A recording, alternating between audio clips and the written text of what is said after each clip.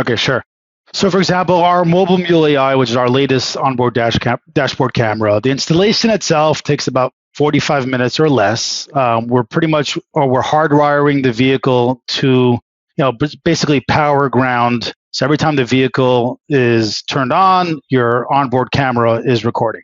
All that information gets sent to the cloud. We use 4G and 5G cellular connectivity. So we have a SIM card inside the dashboard camera that makes sure you're connected.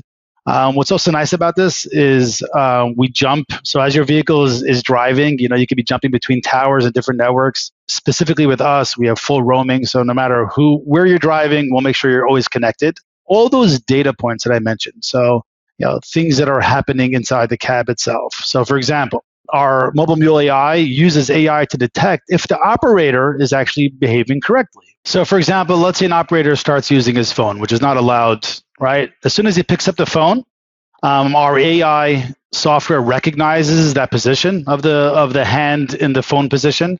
It sends an alert to the fleet manager, who gets notified, hey, this driver is using his phone. Okay, that happens instantaneous, which is really cool.